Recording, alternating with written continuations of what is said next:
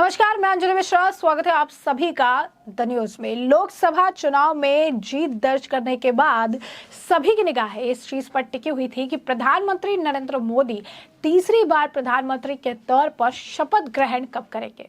ऐसे में एक डेट निकलकर सामने आई है। आपको बता दें कि 8 जून को प्रधानमंत्री नरेंद्र मोदी शपथ ले सकते हैं तीसरी बार प्रधानमंत्री पद की। साथ ही साथ जो शपथ ग्रहण समारोह है वो शाम के वक्त रखा जा सकता है।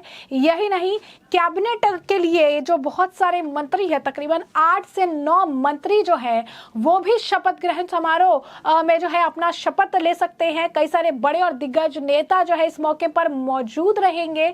साथ ही साथ ये कहा जा रहा है कि 8 तारीख को शपथ ग्रहण समारोह से ठीक पहले 7 तारीख को एनडीए की बड़ी और अहम मीटिंग की जाएगी और इसमें संसदीय दल का जो नेता है वो प्रधानमंत्री नरेंद्र मोदी को चुना जाएगा और इसी के साथ 8 तारीख को शपथ ग्रहण समारोह जो है देखने के लिए मिलेगा। इसी बीच लगातार इसे लेकर कवायद शुरू हो गई है और प्रधानमंत्री नरेंद्र मोदी जो है वो राष्ट्रपति भवन गए। राष्ट्रपति भवन में उन्होंने राष्ट्रपति द्रौपदी मुर्मू से मुलाकात की और साथ ही साथ उन्होंने अपना इस्तीफा जो है यूनियन काउंसिल ऑफ मिनिस्टर्स के साथ जो है सौंप दिया है और जो आप कह सकते हैं राष्ट्रपति जी है उन्होंने इनका जो इस्तीफा है और प्रधानमंत्री नरेंद्र मोदी का जो इस्तीफा है उसे एक्सेप्ट कर लिया। साथ ही साथ इन्हें प्रधानमंत्री और यूनियन काउंसिल ऑफ मिनिस्टर्स को रिक्वेस्ट किया है कि वो तब तक ऑफिस चलाते रहें जब तक कि नई सरकार नहीं बन जाती है। जी हाँ, बिल्कुल सही सुना आपने।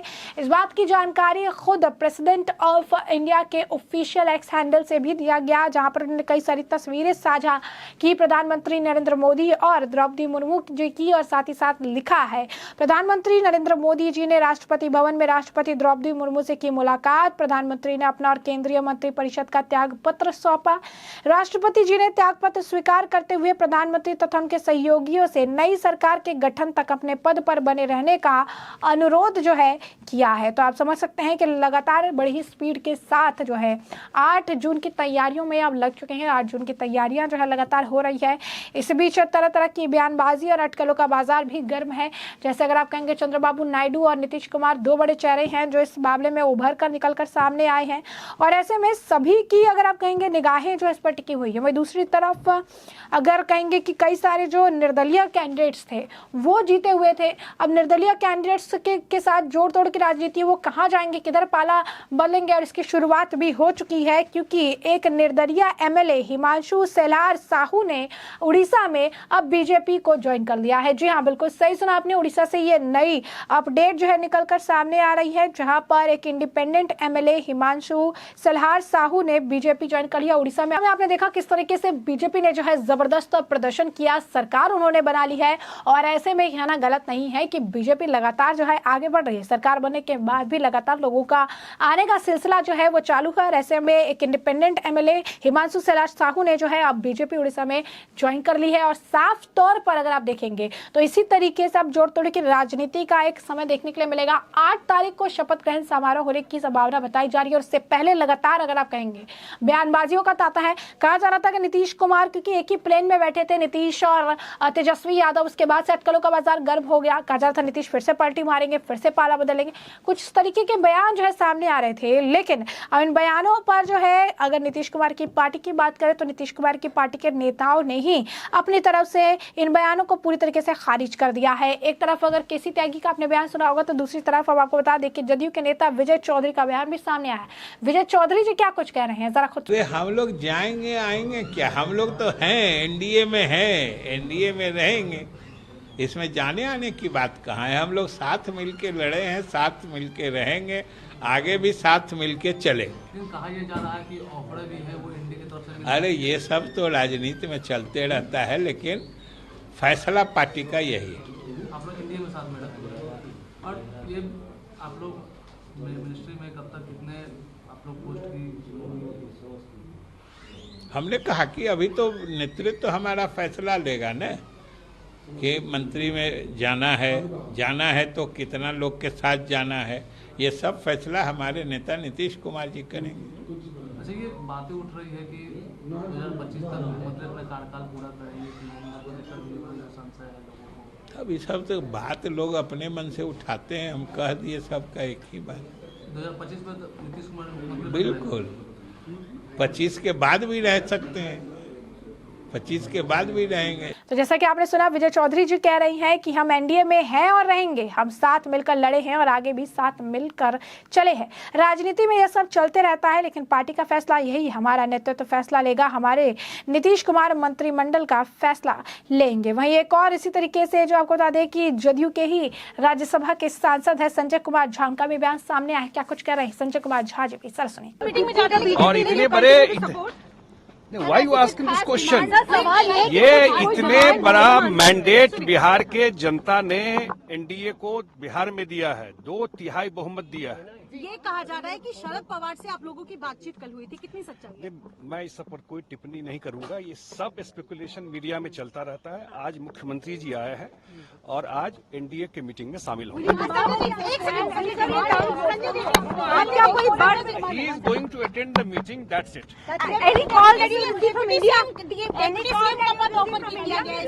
नहीं, कोई किसी तरह की कोई बातचीत नहीं है। आज की मीटिंग में एनडीए की सरकार बनेगी, एनडीए के साथ हम लोग हैं। बिहार में जनता ने इतने बड़ा मोहर लगाया है, हम लोग के डिसीजन पर इतना बड़ा विक्ट्री दिया है बिहार में, और फिर रेस्ट बाद में आप लोगों के साथ करेंगे। हाँ, एब्सोल्युटली। जैसा कि आपने सुना कि संजय कुमार झा जो है, उनका कहना है कि जो मुख्यमंत्री हैं नीतीश कुमार, वो आज मीटिंग के लिए पहुंच चुके हैं और वो एनडीए की मीटिंग में भी जाने वाले हैं, और बिहार की जनता ने उन्हें 2/3 मेजोरिटी के साथ जो एनडीए को जो है काफी समर्थन दिया है। और सिर्फ यही नहीं, कई सारे जदयू के नेता जो है इस वक्त बयान दे रहे हैं, कुछ और जदयू नेताओं का बयान भी है, जरा सुनिए क्या कुछ कहना है उनका।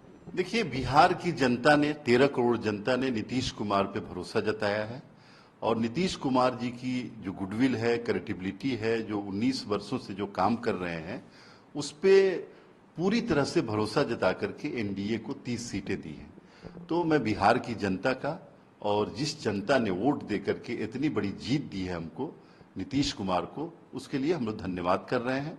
और जिन उम्मीदों की वजह से उन लोगों ने वोट दिया है, हम लोग कोशिश करेंगे कि भारत की सरकार उन उम्मीदों को पर खरी उतरे और सच्ची साबित। देखिए, बुनियादी तौर पे हार की वजह यह है कि जो अपोजिशन पार्टियों ने कुछ इस तरह के र्यूमर उड़ाए, जिसकी वजह से लोगों ने वोट नहीं दिया, और बहुत जल्दी, यानी देर से ये हुआ था, अलायंस हुआ था। और अगर ये अलायंस पहले होता तो और ज़्यादा सीटें, हम लोग 40 की 40 सीटें जीत सकते थे। तो चीज़ें थी ऐसी जिसको हम लोग बांटने की कोशिश कर रहे थे, बहुत ज़्यादा बॉटम में नहीं बांट पाए, लेकिन इसके बावजूद हम लोग बहुत कम वोटों से हारे हैं, जो भी सीट हारे हैं।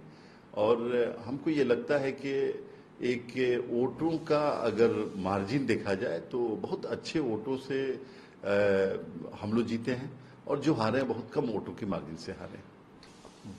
सिर्फ नीतीश कुमार की वजह से ये सीटें मिली, जो भाजपा को मिली हो, जो एनडीए को जो मिली हो, जो किसी भी पार्टी को मिली है, वो नीतीश कुमार की वजह से सीट मिली है बिहार में, और नीतीश कुमार के क्रेडिबिलिटी पे मिली है सीट।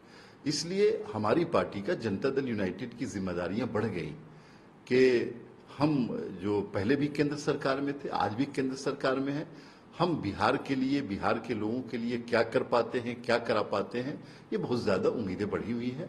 और मुझे उम्मीद है कि हमारे नेता नीतीश कुमार जी, जिनकी प्रायोरिटी बिहार की तरक्की है, जिनकी प्रायोरिटी ये है कि देश में भाईचारा हो, वो इन चीजों को अच्छे तरीके से। तो जैसा कि आपने सुना, लगातार प्रधानमंत्री नरेंद्र मोदी की तारीफ कर रही हैं, नीतीश कुमार की तारीफ कर रही हैं, और ये भी कह रही हैं कि नीतीश कुमार कहीं पाला नहीं बदलने वाले हैं, नीतीश कुमार एनडीए के साथ थे, हैं और एनडीए के साथ ही रहेंगे। तो कहीं ना कहीं अगर आप देखेंगे तो सरकार तो बीजेपी की बन चुकी है पूरी तरीके से।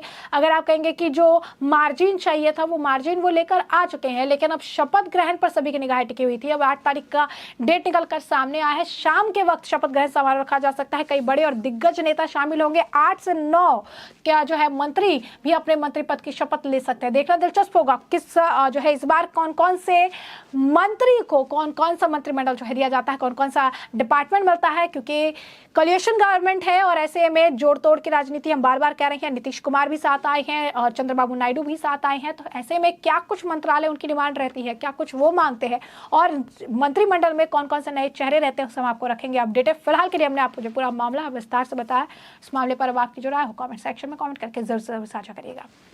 धन्यवाद।